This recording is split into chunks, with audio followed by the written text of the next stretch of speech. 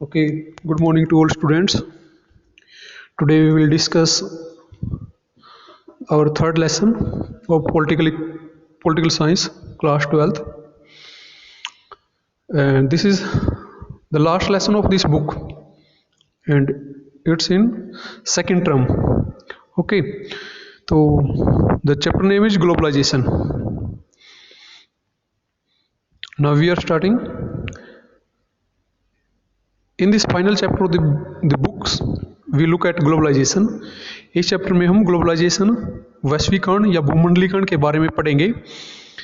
Something that has been referred to in many chapters of this book and textbooks of many other subjects. We begin by analyzing the concept of globalization and then examine its causes. इसमें क्या कहा कि भाई हम इस books के जो ये लेसन है इसमें हम इसकी कंसेप्ट क्लियर करेंगे और एग्जामिन करेंगे इसके इफेक्ट क्या क्या पड़ते हैं. We then discuss at length the political, economic and culture consequence of globalisation. फिर उसके बाद क्या डिस्कस करेंगे, जो ग्लोबलाइजेशन है उसका पॉलिटिकल, अपनी जो राजनीति है, आर्थिक और कल्चरल कॉन्सिक्वेंस ऑफ ग्लोबलाइजेशन, इन पे वैश्वीकरण का क्या क्या प्रभाव पड़ता है. Our interest is also in studying the impact of globalization on media as well as how India is affecting globalization. साथ ही साथ हम क्या पढ़ेंगे कि ग्लोबलाइजेशन का भारत पर क्या इफेक्ट पड़ा है या इंडिया को कैसे इफेक्ट किया है ग्लोबलाइजेशन ने, या ग्लोबलाइजेशन के द्वारा इंडिया के अंदर क्या क्या चेंजेस आए हैं. We finally draw attention to resistance to globalisation and how social movements in India also form part of this resistance. आगे फाइनल में हम क्या करेंगे, पे अटेंशन, हम ध्यान देंगे to resistance to globalisation and how social movement in India also form part of this resistance, कि इसके खिलाफ जैसे सामाजिक मूवमेंट हुए हैं, आंदोलन हुए हैं, या इसकी बेसिकली हम कहें इसकी मेरिट्स और डीमेरिट्स के बारे में भी डिस्कस करेंगे. Okay students, now will clear the concept of globalisation. Yes, Janardhan works in a call center. He leaves late in the evening for work, becomes John. When he enters his office, acquires a new accent and speaks a different language than he does when he is at home.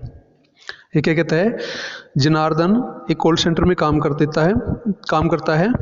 He leaves late in the evening, वो शाम को छोड़ता है या शाम को जाता है फॉर वर्क, काम करने के लिए, और वहाँ पे क्या बन जाता है, जॉन बन जाता है. It means he change his name in the office. Office में वो नाम चेंज कर लेता है और कॉल सेंटर में जाता है और डिफरेंट लैंग्वेज बोलता है.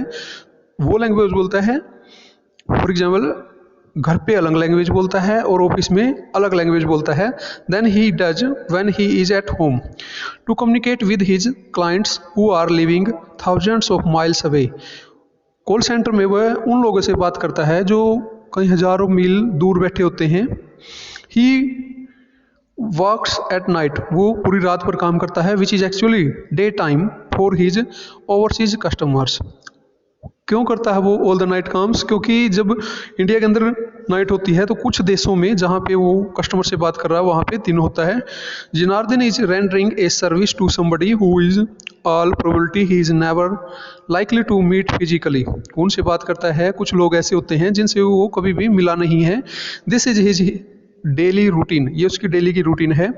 His holidays also do not correspond to the Indian calendars but to those of his clients who happen to be from the US.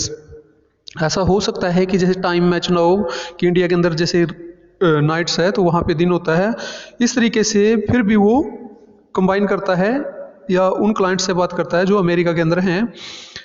अब सेकंड एग्जांपल लेंगे. सेकंड एग्जांपल क्या कहता है ये, सेकंड एग्जांपल में कहता है ये, Ramdhari has gone shopping to buy a birthday gift for his 9-year-old daughter